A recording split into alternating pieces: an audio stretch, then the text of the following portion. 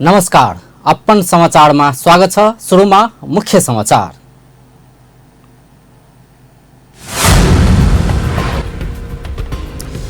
उदयपुरमा school बसको ठक्करबाट एक महिलाको मृत्यु। सिरहाको कमलामा हत्या गरिएको अवस्थामा शव फेला। प्रदेश 2 का प्रमुख तिलक परियारबाट पदभार ग्रहण। देश र जनताको हितमा इमानदारीका साथ काम गर्ने प्रतिबद्धता। नेपालको जेलभित्र निरङ्कुश तन्त्र जस्तो अर्को सत्ता रहेको गृहमन्त्री थापाबाट स्वीकार। मुलुकमा अझै केही वर्ष व्यापार घाटा कायमै रहने मन्त्री यादवको भनाई। र धनुषाको मिथिला बिहारीमा भएको प्रदेश स्तरीय कराते प्रतियोगिता सम्पन्न। अब समाचार विस्तारमा। उदयपुरमा स्कुल बसको ठक्करबाट एक महिलाको मृत्यु भएको छ। चौदण्डी गढी नगरपालिका 7 स्थित एक स्कुल बसले ठक्कर दिँदा सोही नगरपालिका वडा नम्बर 8 बस्ने वर्ष 60 की नम्रता थापाको मृत्यु भएको हो। विद्यार्थी बोकेको ना 4 ख 8134 नम्बरको बसले विपरीत दिशाबाट बेलटार बजार हटिया भर्न आउँदै गरेकी महिलालाई ठक्कर दिएको थियो। स्टेयरिङ फेल भई बस अनियन्त्रित हुँदा दुर्घटना भएको हुन सक्ने प्रहरीको अनुमान छ। बस चालक चौदण्डी गढी वडा नम्बर 7 का जनत श्रेष्ठलाई नियन्त्रणमा लिएको प्रहरी निरीक्षक बुद्धराम चौलागाईले जानकारी दिनुभएको छ। यसैबीच सिरहा नगरपालिकाको कमला नदीको पूर्वी तटबन्ध नजिक घाटी रेटी हत्या गरिएको अवस्थामा शव फेला परेको छ। सिरहा नगरपालिका वडा नम्बर 12 स्थित कमला नदीको पूर्वपट्टि तटबन्धभन्दा तल करिब 45-50 वर्षका पुरुषको घाटी रेटी हत्या गरेको अवस्थामा शव फेला परेको हो। शवको पहिचान हुन सकेको छैन। हत्या गरी फालिएको हुन सक्ने प्रहरीको अनुमान छ। कास्की स्थित मुख्य निर्वाचन अधिकृतको कार्यालय छेउमा विस्फोट भएको छ। मुख्य निर्वाचन अधिकृतको कार्यालयको छेउमा बम विस्फोट भनिए पनि गन पाउडरका कारण विस्फोट भएको प्रहरीले जनाएको छ। जिल्ला प्रहरी कार्यालयका डीएसपी राजकुमार केसीले बम विस्फोट भएको प्रारम्भिक जानकारी आएको बताए पनि बम नभएर गन पाउडरका कारण विस्फोट भएको बताइएको छ। बिहिबार बिहान मुख्य निर्वाचन अधिकृतको कार्यालय नजिकै रहेको पर्यटक बस पार्कमा विस्फोट भएको थियो। कास्कीका प्रमुख एसपी दानबहादुर कार्कीले खाल्डो खन्न गन पाउडर राखेर विस्फोट गराइएको जानकारी दिनुभएको छ। आज कास्कीमा उपनिर्वाचनका लागि मनोनयन दर्ताको कार्यतालिका रहेको छ। कास्की क्षेत्र नम्बर 2 मा उपनिर्वाचन हुँदैछ। स्वर्गीय रविन्द्र अधिकारीकी श्रीमती विद्या भट्टराईले कास्कीको उम्मेदवारी दर्ता गर्दै गर्दा विस्फोट भएको थियो।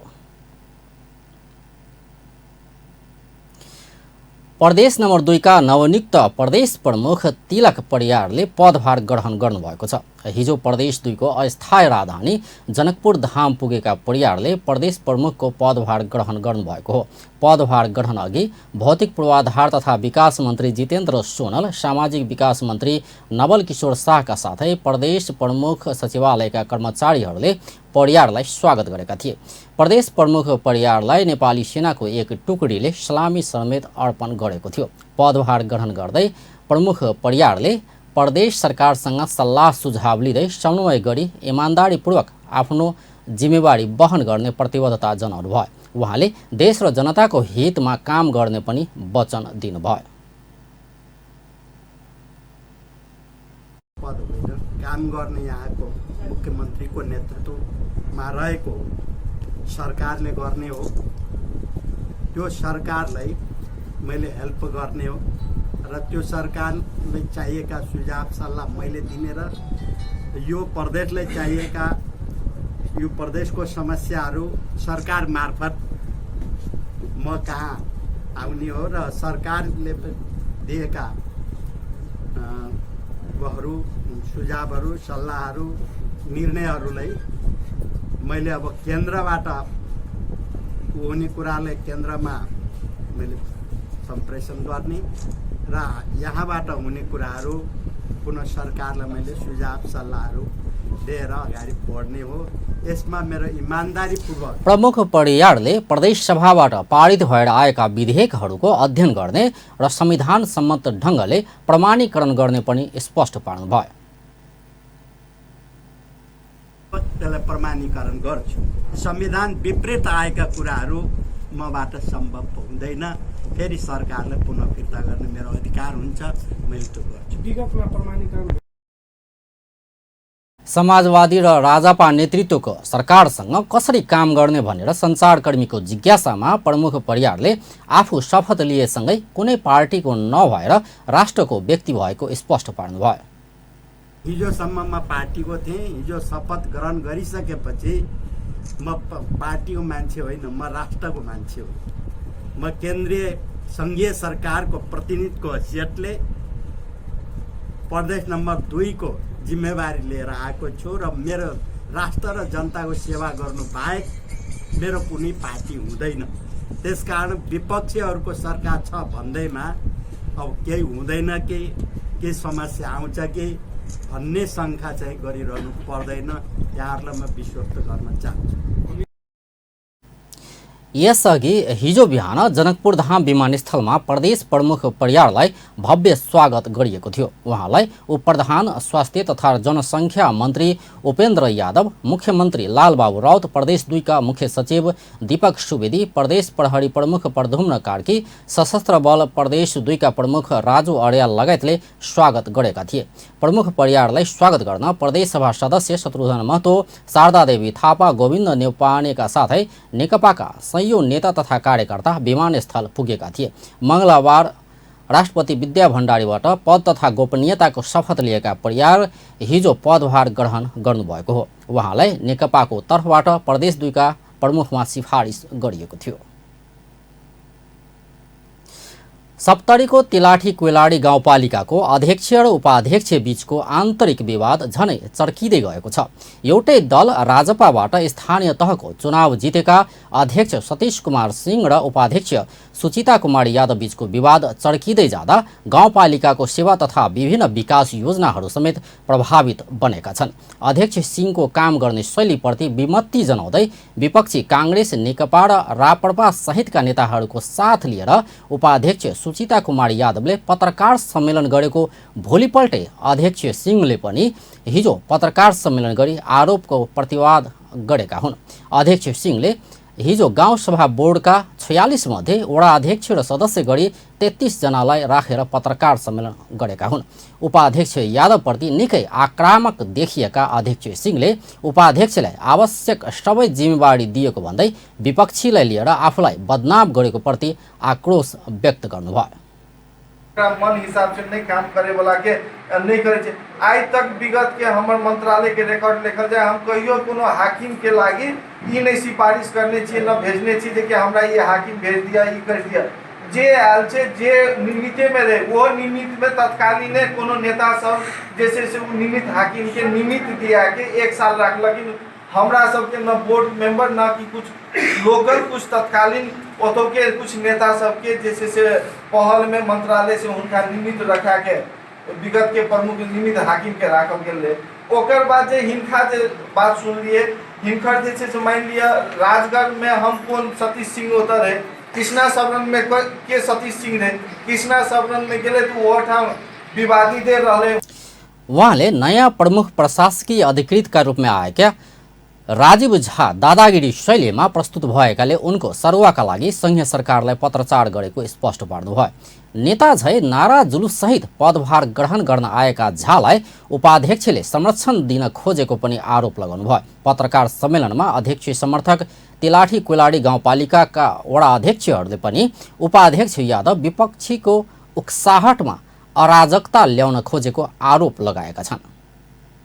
विवादित रहेको र त्यसपछि राजगढ गाउँपालिकामा समेत विवादित भई अवस्था कुटपिटसम्म पुगेको र गाउँसभा समेत गराउन नसकेका व्यक्तिलाई हाम्रो गाउँपालिकामा नपठाउन मन्त्रालयमा आग्रह गर्दै पनि उहाँलाई पठायो। निजलाई पठाएपछि अहिले हाम्रो गाउँपालिकाको अवस्था समेत विवादित भएको अवगत गराउँदछौँ। अध्यक्ष सिंह र उपाध्यक्ष यादव बीच विवाद बढ्दै गएपछि उनीहरू जितेको दल राजपाले आवश्यक छानबिन पनि सुरु गरेको छ। अब व्यावसायिक विश्रामपछि नेपालको जेलभित्र निरङ्कुश तन्त्र जस्तै अर्को सत्ता रहेको गृहमन्त्री थापाबाट स्वीकार।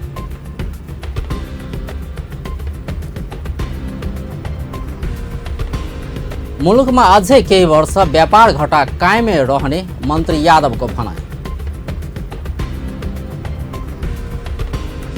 धनुषाको मिथिला बिहारीमा भएको प्रदेश स्तरीय कराते प्रतियोगिता सम्पन्न। विश्रामपछि समाचारमा स्वागत छ। गृहमन्त्री रामबहादुर थापा बादलले नेपालका जेलभित्र निरङ्कुश तन्त्र जस्तै अर्को सत्ता रहेको खुलासा गर्नुभएको छ।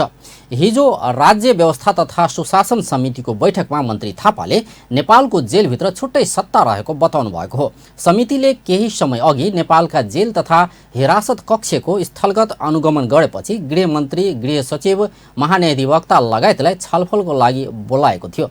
समितिमा सांसद पम्फा भूषाल र डिला सग्नौलाले जेलको कडा सुरक्षाको घेराभित्र पनि अर्को सत्ता रहेको भन्दै मन्त्रीसँग वास्तविकता के हो भनेर जवाफ मागेपछि गृहमन्त्री थापाले नेपालका जेलभित्र निरङ्कुश सत्ता रहेको स्वीकार गर्नुभएको हो। सांसदहरूले जेलभित्रका नाइके, भाइ नाइके जस्ता कैदीले अलग्गै सत्ता चलाएको र जेलको सुरक्षामा खटिने प्रहरी समेत निरीह बनेको बताउनु भएको थियो। सांसदको जिज्ञासामा मन्त्री थापाले जेलभित्रको आन्तरिक प्रशासनलाई लोकतान्त्रिक बनाउन सरकारले प्रयास थालेको बताउनु भयो। मान्य सभापतिज्यू, व्यवस्था त्यहाँको चाहिँ अर्को आन्तरिक प्रशासन, त्यहाँ एउटा छ जेल प्रशासन भन्नाले त्यहाँ हाम्रो कर्मचारीहरू मार्फतबाट चाहिँ त्यहाँ गरिन्छ भने अर्को त्यहाँ विगतदेखि चल्दै आएको चाहिँ त्यहाँ न्यायिके, चौकीदारहरू मार्फतबाट गर्ने चाहिँ प्रशासन त्यहाँ त्यो छ। त्यो चाहिँ विगतको हाम्रो आफ्नो अनुभव हेर्दाखेरि त्यहाँ अर्को सत्ता चाहिँ त्यहाँ चलिरहेको छ। त्यसैले त्यसमा पनि एउटा सुधार गर्नुपर्छ भन्ने कुरा आएको छ। त्यहाँ ठुलो शोषण, त्यहाँ अर्कै चाहिँ संसार त्यहाँ भित्र छ। त्यहाँ यसमा पनि के गर्न सकिन्छ, यसलाई पनि अलि नयाँ ढङ्गले सोच्नुपर्ने आवश्यकता। यो चाहिँ आन्तरिक प्रशासन जो न्यायिके, चौकीदारहरूको चाहिँ मातहतमा सञ्चालन हुन्छ, यसलाई हामीले कन्टिन्यू गर्ने अथवा यसको के विकल्प हुनसक्छ, त्यो व्यवस्थालाई तोड्ने चाहिँ यो बारेमा पनि अब अलिकति सुझावहरू आएका छन्। यसलाई कसरी चाहिँ लोकतान्त्रिक बनाउने चाहिँ त्यो पुरै निरङ्कुश तन्त्र छ। एउटा भौतिक पूर्वाधारको विकासमा एकदम मानवीय सुविधा हुने हिसाबले एउटा राम्रो वासस्थान, त्यसपछि अलि खुला ठाउँ, अनि त्यो अलिकति अब यो अलिअलि स्कुल पनि खोलेको मैले थाहा पाउँछु अलि काठमाडौँका ठुलामा। म पनि जेल बसेको काठमाडौँमा हो, तर म नेपाल भारत नाकाबन्दी भनेको 45-46तिर हो। त्यो यता चाहिँ मलाई थाहा छैन, म गएको पनि छैन। अनि त्यो हेर्दाखेरि चाहिँ ती फेरि राणाकालीन थिए, पागल र त्यो मतलब सधैँ कैदी यहाँ काठमाडौँभरिका मानसिक रोगी पनि त्यहीँ लगेर राखिने, अनि महिला बन्दी पनि त्यहीँ राख्ने, त्यस्तो जेलमा बसेर आएको थिएँ म चाहिँ।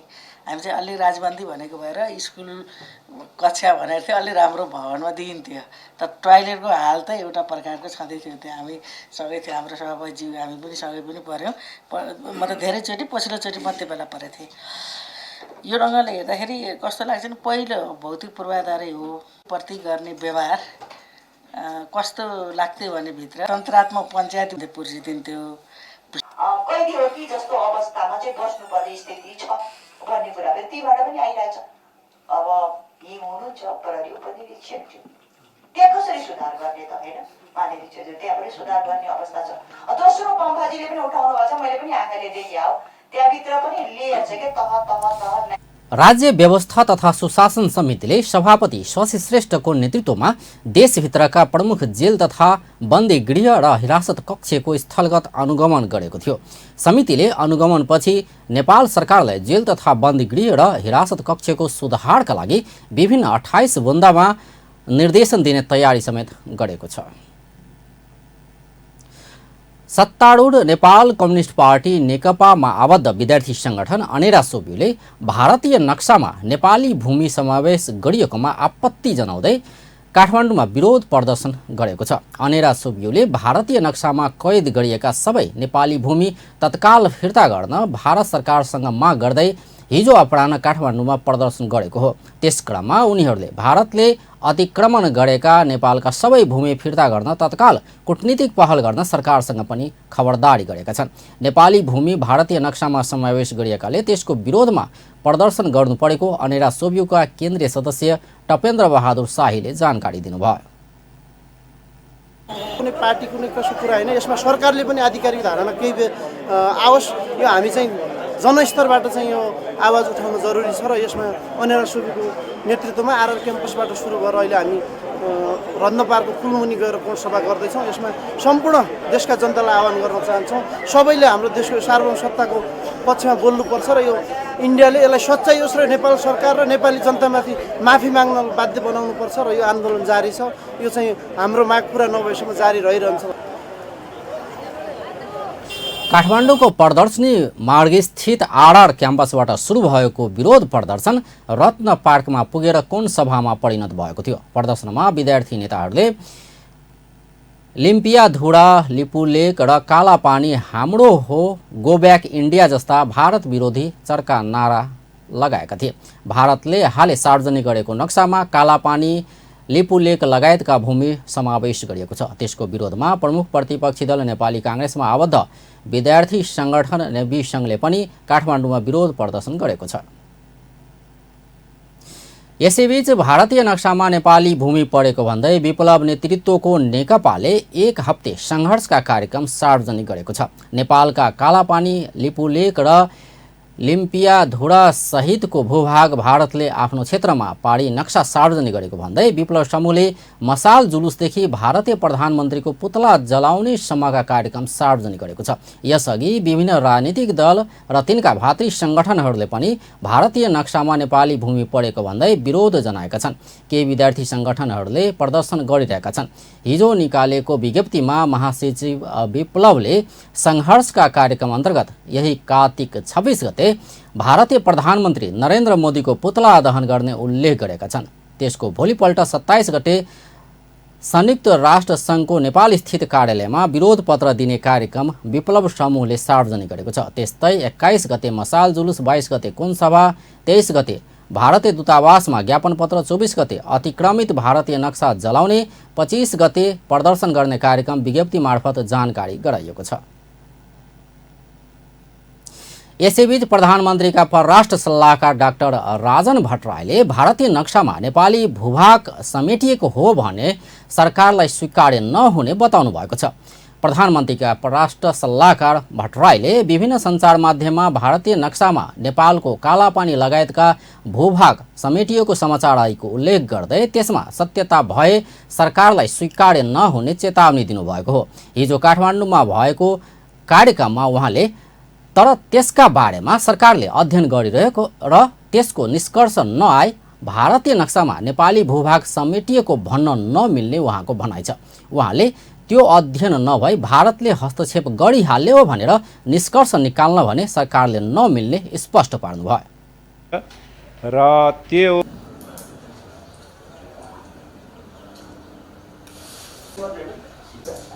पार्नु भएको छ भने त्यो उहाँहरूको भेटीको त्यो हामीलाई स्वीकार्य हुँदैन। त्यसको बारेमा अध्ययन भइरहेको छ, सरकारको ध्यान गएको छ र हाम्रो सम्बन्धित निकायले त्यसको बारेमा अध्ययन गरिरहेको छ।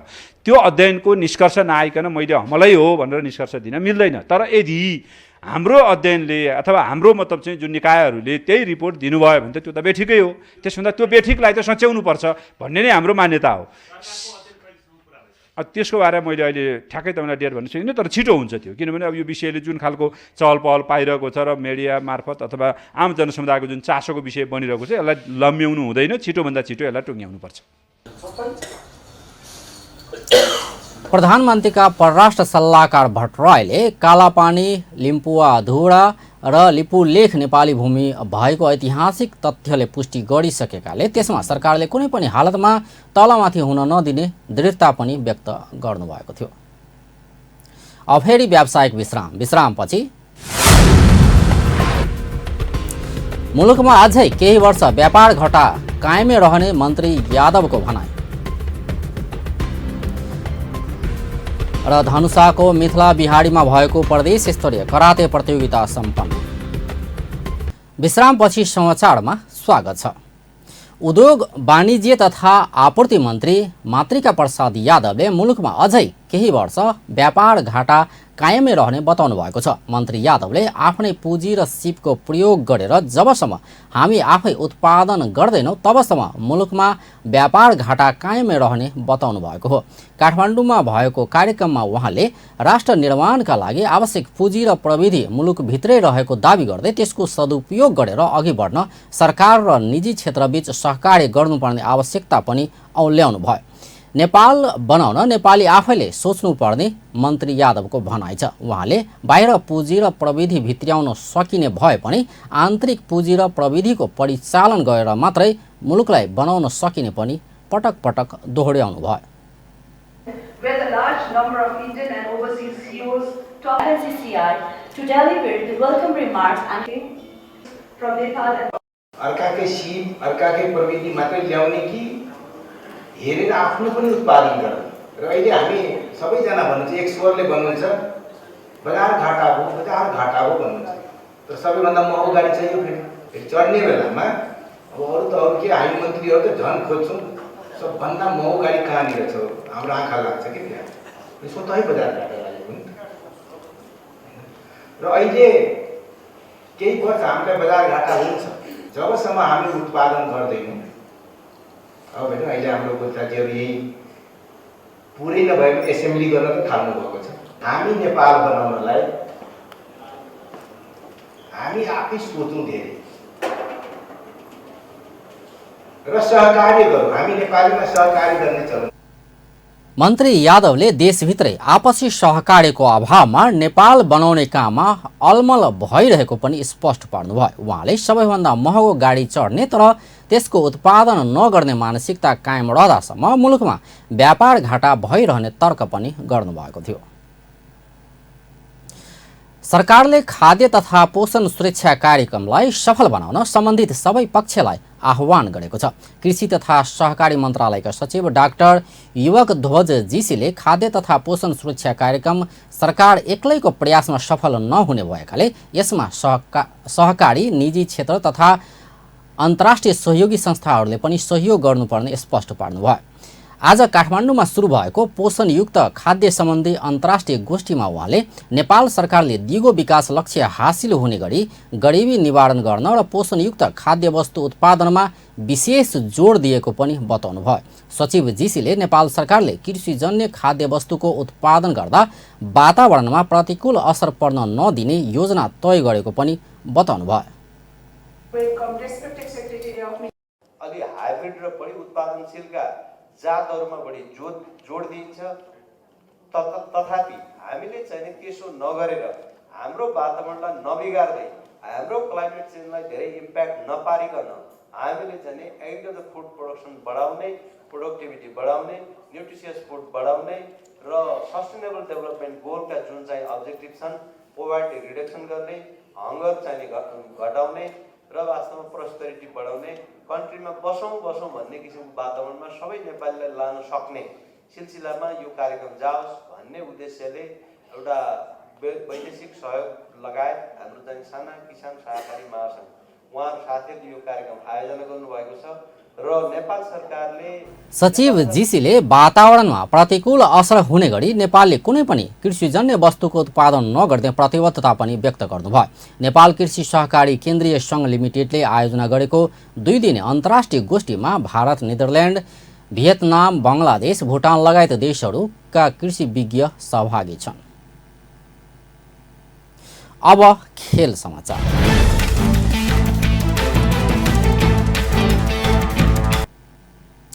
धनुषाको मिथिला बिहारी कचुरीमा भएको प्रथम प्रदेश स्तरीय फुल कन्ट्याक्ट कराते प्रतियोगिता सम्पन्न भएको छ।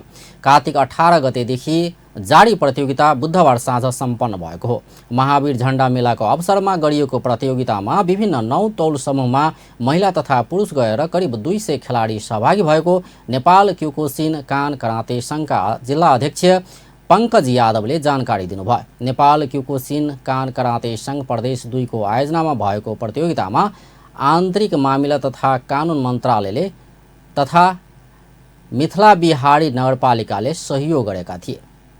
विजयी खेलाडीहरूलाई सिल्ड तथा प्रमाणपत्र वितरण गरिएको छ। नेपाल भ्रमणमा रहेको विश्वको ऐतिहासिक मेरीलेबोन क्रिकेट क्लब एमसीसी विरुद्धको 3 दिवसीय खेलको पहिलो इनिङमा नेपालले खराब सुरुवात गरेको छ।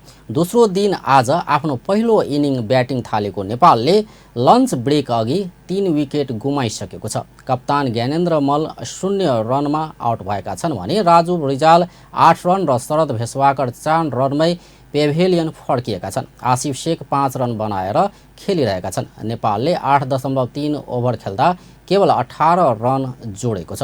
दोस्रो दिन 311 रनबाट खेल्न सुरु गरेको एमसीसी पहिलो इनिङमा 364 रनमा अल आउट भएको थियो। एमसीसीका लागि बिल रोड्सले सबैभन्दा बढी 73 रनको योगदान दिएका थिए। अब अन्त्यमा मुख्य समाचार एकपटक फेरि।